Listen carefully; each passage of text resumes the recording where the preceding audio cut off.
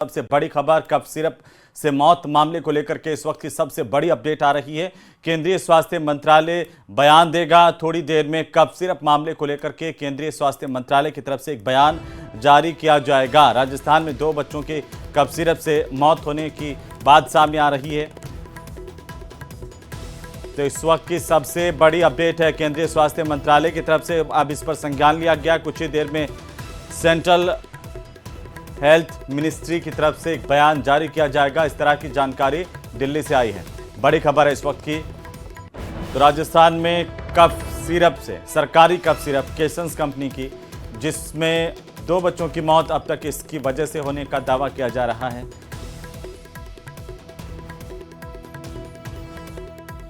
तो 2 परिवारों ने अपने बच्चों को खो दिया। कई गंभीर रूप से बीमार हुए हैं, लेकिन स्वास्थ्य विभाग की रिपोर्ट यह कहती है कि इन मौतों का सीधा संबंध इस खांसी की दवाई से नहीं है।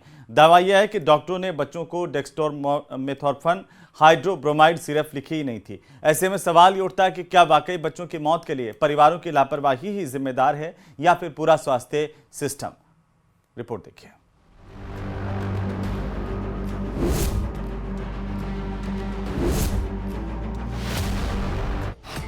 कफ सिरप को स्वास्थ्य विभाग की क्लीन चिट।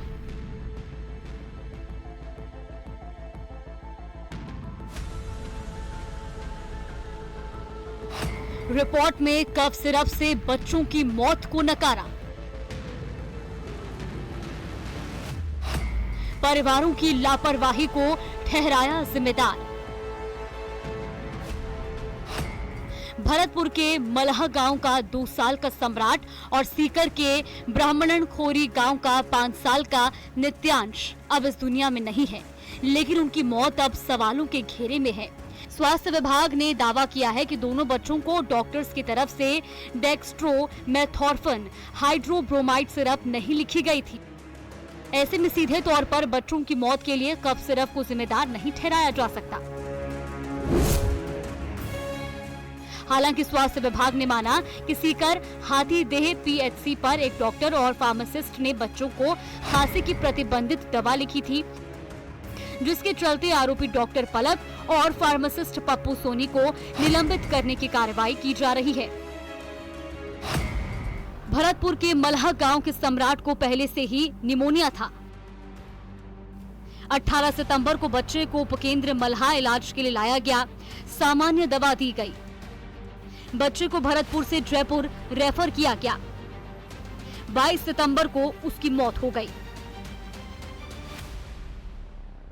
आपको बता दें कि परिवार ने दावा किया था कि सम्राट के साथ परिवार के 2 और बच्चों को विवादित कफ सिरप दी गई थी, जिससे वो बेहोश हो गए थे। पूरे मामले में चिकित्सा विभाग ने जो वैर के लोहासा का प्रकरण है उसमें दावा किया है कि जो बच्चे की मौत हुई है तीर्थराज, उसको डेक्स्ट्रोमेथोर्फन जो सिरप है वो नहीं दी गई थी और वहां अस्पताल में वो स्टॉक में भी नहीं थी। स्वास्थ्य विभाग ने कुछ ऐसा ही दावा सीकर के खोरी गांव के नित्यांश के मामले में भी किया है। 7 जुलाई को जुकाम बुखार की शिकायत पर बच्चे को चिराना सीएचसी झुंझुनू में दिखाया गया। डॉक्टर ने बच्चे को डेक्स्ट्रोमेथोर्फन हाइड्रोब्रोमाइड सिरप नहीं लिखी। दावा किया गया कि 28 सितंबर की रात बच्चे को खांसी होने पर मां ने पहले से ही रखी खांसी की दवा पिलाई थी। सुबह बच्चा बेसुध मिला। उसे अस्पताल ले जाया गया, जहां डॉक्टरों ने मृत घोषित कर दिया। जांच रिपोर्ट में साफ कहा गया है कि बच्चे की मौत चिकित्सक द्वारा लिखी दवा से नहीं, बल्कि घर में पहले से मौजूद दवा देने से हुई। न सिर्फ राजस्थान बल्कि देश के कई हिस्सों में बच्चों की मौत के मामले आए हैं। तो स्वास्थ्य विभाग ने भी अपनी जांच करने के बाद में स्पष्ट कर दिया है कि राजस्थान में सीकर और भरतपुर, जिन दोनों जगह पर बच्चों की मौत के मामले सामने आए हैं, वहां पर दोनों ही बच्चों को ये जो सिरप है जिसका नाम है डेक्स्ट्रोमेथोर्फन हाइड्रोब्रोमाइड, उस सिरप को नहीं लिखा गया था। सम्राट और नित्यांश के अलावा भरतपुर के गगन केस में भी यही दावा किया जा रहा है कि उसके पिता मोनू जोशी को खांसी, जुकाम और बुखार के इलाज के लिए डेक्स्ट्रोमेथोर्फन हाइड्रोब्रोमाइड शामिल थी और पिता ने यही दवा 3 साल के गगन को दी थी, जिससे उसकी तबीयत खराब हुई थी। हालांकि तबीयत में सुधार होने के बाद 27 सितंबर को उसे अस्पताल से छुट्टी दे दी गई। बहरहाल बच्चों की मौत पर उठते सवालों के बीच स्वास्थ्य विभाग ने डॉक्टरों को क्लीन चिट दे दी है। बहरहाल मामला परिवार और स्वास्थ्य विभाग के दावों में फंस गया है। अब देखना होगा कि परिवारों के आरोप और स्वास्थ्य विभाग की रिपोर्ट के बीच सच्चाई कौन सी तस्वीर सामने लाती है। Bureau report, news 18 Rajasthan.